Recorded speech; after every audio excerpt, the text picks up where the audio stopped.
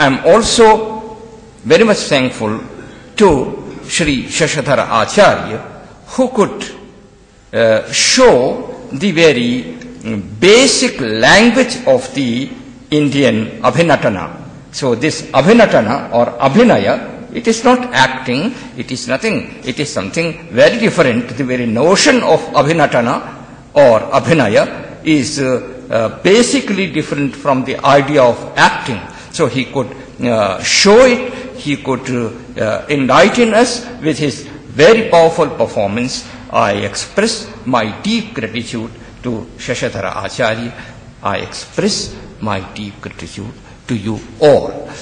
In the evening, we are having the memorial lecture, Pandit Surya Narayana Vyas memorial lecture, which will be delivered by Professor Brisky. And in the evening, we are going to have an excellent performance of the Vikram Urvashi Malavikagne Mitram in Bundeli, as I have already informed, that this production was made specifically for Kalidas festival some 20 years back, and it has been revived. And this production, which was directed by Shri B.V. Karant, we have revived it in order to commemorate memory of Karant. We are going to have it, and I can assure you that this production is one of the best productions of last 20 years. So I request you all for your gracious presence. And then tomorrow we are meeting here at 10 o'clock sharp. Tomorrow we would like to show you some portions of the film obtained from Japan itself on Japanese traditional theatre. It will be accompanied with the presentations of Dr. B.R. Bhargav, who is very much here, and the paper presented by Professor Lin Baudon, and so many things. Tomorrow we will be definitely enriched by the discussion of the scholars present here. Due to the shortage of time, we could not do that, but I am very much hopeful that we will discuss it and we will not let it go without discussion. Thank you very much. जो पूर्व राजदूत Poland के रहे हैं हमारे बीच उपस्थित हैं। शाकुंतलम नत्यु के उस पार एक यूरोपीय अध्ययन पर वे अपना विशिष्ट व्याख्यान देंगे। मैं अनुरोध करता हूं हमारे आज के मुख्य अतिथि वक्ता और डॉक्टर राजशेखर व्यास से कि वे मां सरस्वती के चित्र के सम्मुख और पद्म भूषण पंडित सूर्यनारायण जी व्यास के चित्र के सम्मुख माल्यार्पण करें। पद्म भूषण पंडित सूर्यनारायण व्यास स्मृति व्याख्यान का प्रथम सत्र का हम शुभारंभ करने जा रहे हैं। विश्व विशुद्ध वरेण्य विद्वान पद्म भूषण पंडित सूर्यनारायण जी व्यास का पुण्य स्मरण कालिदास समारोह के सारस्वत एवं सांस्कृतिक अनुष्ठानों का अभिनंदन और वंदन है। उनकी अप्रतिहत आराधना एवं समुज्ज्वल अर्चना की यह वंदना है। उनका पुण्य स्मरण तपोनिष्ठ महर्षि सांदीपनि की वंश परंपरा में शिक्षा, कला, व्याकरण, साहित्य, संस्कृति, ज्योतिष आदि सभी अंगों की परंपरा का स्मरण है।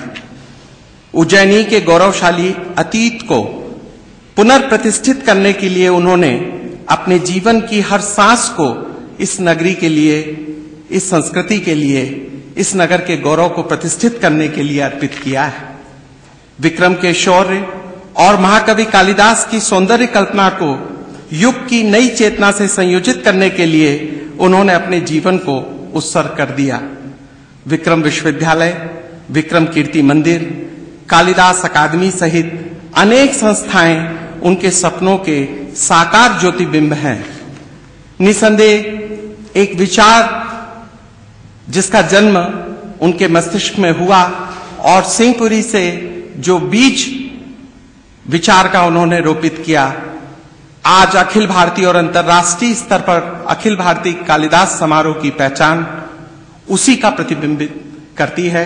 हम उनकी स्मृति में हर वर्ष सारस्वत आयोजन की श्रृंखला में पंडित सूर्यनारायण व्यास स्मृति व्याख्यान का आयोजन करते हैं। 2 सत्रों में यह आयोजन यहां पर आयोजित होता है। मैं आज के इस आयोजन में अतिथियों का स्वागत करता हूं, आप सबका स्वागत करता हूं और विषय प्रवर्तन के लिए आमंत्रित करता हूं आचार्य कमलेश दत्त त्रिपाठी जी को कि वे आएं और आज के संदर्भों में, आज के इस व्याख्यान माला में विषय प्रवर्तन करें। आज के इस विशिष्ट पंडित सूर्यनारायण व्यास स्मृति व्याख्यान के अवसर पर हमारे वक्ता प्रोफेसर ब्रिस्की,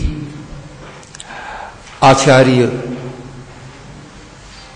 और हम सब के श्रद्धेय व्यास जी के वास्तविक प्रतिबिंब के रूप में उपस्थित भाई राजशेखर व्यास जी, इस कक्ष में विद्यमान संस्कृत भाषा की, साहित्य की, विचार परंपरा के, दर्शन के प्रतिनिधिभूत विद्वान हमारे सामने संपूर्णानंद संस्कृत विश्वविद्यालय के पूर्व कुलपति और हम सबके आदरणीय संस्कृत के मूर्धन्य कवि डॉक्टर राजेंद्र मिश्र उपस्थित हैं। भारतीय प्रज्ञा के शलाका पुरुष डॉक्टर राधा वल्लभ जी त्रिपाठी हैं। हमारे सामने संस्कृत कविता के मानक को स्थिर करने के लिए समर्पित डॉक्टर भास्कराचार्य त्रिपाठी हैं। हम सब की आशा के स्रोत, भारत विद्या के उन्नयन के लिए दृढ़ प्रतिज्ञ और वेदांत वैदुषी के वस्तुतः प्रतिनिधि प्रोफेसर कुटुंब शास्त्री जी हैं। आदरणीय व्यास जी के समय से उनके साथ कंधे से कंधा भिड़ाकर और कई बार उनके अनुगमन करते हुए उस सारी मिशन को आगे ले जाने वाले डॉक्टर कानेटकर शास्त्री जी हैं, श्री कृष्ण कानेटकर शास्त्री जी। मेरे सामने हम सबके मित्र, हिंदी के लेखकों में अग्रणी और उज्जैनी के गौरव डॉक्टर शिव शर्मा जी हैं, मित्र अरुण जैन जी हैं। मेरे सामने इंदुजा जी हैं, हमारे मित्र भार्गव जी हैं। काशी से पधारे हुए विद्वान हैं, देश के और भी भागों से आए हुए विद्वान हैं, शुक्ला जी हैं और संगीत नाटक अकादमी के सचिव मेरे सामने जयंत कस्तवार जी हैं, देश के अन्य भागों से आए हुए विद्वान हैं। मैं बहुत थोड़े शब्दों में अपने आज की वक्ता का परिचय आप सबको देना चाहता हूं। प्रोफेसर मारिया ख्रिस्टोफ ब्रिस्की पोलैंड के विद्वान हैं, पर वे सारी दुनिया में अपनी वैदुषी के लिए जाने जाते हैं। वे संप्रति वार्सा के ओरिएंटल इंस्टीट्यूट से संबद्ध हैं और उनका विशेष कार्यक्षेत्र कालिदास, भारतीय रंगमंच, नाट्यशास्त्र, हिंदी रंगमंच और यहां तक कि मालवी रंगमंच भी है। यहां पर उन्होंने काम किया है। लेकिन इस सब से आगे बढ़कर प्रोफेसर ब्रिस्की ने भारत और पोलैंड के बीच एक सेतु रचा है। वे उन बहुत थोड़े से विद्वानों में एक हैं जिनमें साहित्यिक प्रज्ञा, शास्त्रीय ज्ञान और कूटनीति का समाहार है। वे आप में से शायद ही कुछ लोगों को ये मालूम हो कि सोवियत रूस और पोलैंड के बीच के संबंधों को एक बिल्कुल नई व्याख्या और नया आकार देने में जिन लोगों का हाथ है उनमें प्रोफेसर ब्रिस्की एक हैं। उन्होंने पोलैंड को उसका अपना निजी स्वरूप फिर से प्रदान किया है और उससे भी कम लोगों को मालूम होगा कि यूरोप के महासंघ की अवधारणा को जिन्होंने जन्म दिया है उनमें प्रोफेसर ब्रिस्की एक हैं। वे ये जानते हैं कि संपूर्ण पश्चिमी संस्कृति में उसी प्रकार की अंतर्निहित एकता है जैसे संपूर्ण भारतवर्ष में, जिसको अब भारतीय उपमहाद्वीप कहा जाता है, उसमें अंतर्निहित एक ऐक्य विद्यमान है। जो अपनी संस्कृति की ऐक्य को समझता है वही किसी और संस्कृति की ऐक्य को समझ सकता है। प्रोफेसर ब्रिस्की इस दृष्टि से भारतीय संस्कृति के उन महान अध्येताओं में हैं जिन्होंने उसकी अंतर्भूत निहित एकता को पहचाना है और उसे अपने अध्ययन के द्वारा प्रतिष्ठित करने का सुप्रयास किया है। कालिदास संपूर्ण भारतीय महाखंड के ऐक्य विधायक कवि हैं। भारतीय लेखन के इतिहास, साहित्य के इतिहास में ऐसा कोई दूसरा नहीं हो सका जो इस प्रकार इतनी बृहत्तर संस्कृति को और उसके सांस्कृतिक भूगोल को इस तरह प्रतिष्ठित कर पाता।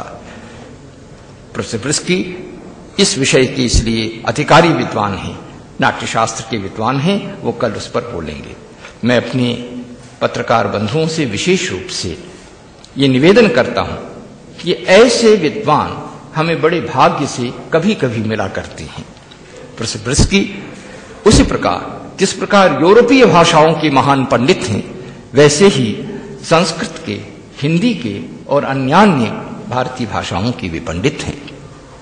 आचार्य पंडित सूर्य नारायण जी व्यास ने उसी भारतीय सांस्कृतिक एकता को आकार देने के लिए एक स्वप्न देखा था और उस स्वप्न का जो साकार रूप बना वो कालिदास समारोह है और उस कालिदास समारोह का मूर्तन या विग्रह या उसका सघन रूप कालिदास अकादमी है। मैं इसलिए इस अवसर पर प्रोफेसर ब्रिस्की का हृदय से स्वागत करता हूं। मैं इस अवसर पर विशेष पंडित जी के बारे में स्मरण कराने के लिए, वे जिस तरह से बोलते हैं, जैसे स्मरण कराते हैं राजशेखर जी, वैसा कोई दूसरा कर नहीं पाता। इसलिए मैं बार बार उनसे आग्रह करता हूं कि इस अवसर पर वे अवश्य यहां पर आया करें और हमें पंडित जी के उन अछूते संस्मरणों से परिचित कराएं जिन्हें केवल वे ही दे पाएंगे, कोई दूसरा नहीं देगा। मैं इस अवसर पर आप सब विद्वानों का स्वागत करता हूं और यह निवेदन करता हूं कि पंडित जी की स्मृति के सुरक्षित होने के साथ साथ एक संपूर्ण भारतीय सांस्कृतिक आंदोलन का एक ऐसा पक्ष सुरक्षित होता है जिसको जानने से हमें प्रेरणा मिलती है इस देश को और गहराई से समझने की। इसलिए आप सब उसे दृढ़ करने के लिए आए हैं। मैं आप सबका अभिनंदन करता हूं। पद्म भूषण पंडित सूर्य नारायण जी व्यास का व्यक्तित्व और कृतित्व बहुआयामी रहा है। वे ज्योतिर्विद, तत्वचिंतक, इतिहास संशोधक, साहित्यकार, व्यंगकार, पत्रकार, उग्र क्रांतिकारी और हिमालयीन ऊंचाइयां लिए ऐसे मनुष्य थे जो आत्मा अनुशासित और परम विद्वान रहे हैं। इस नगर को स्वाभिमान के उस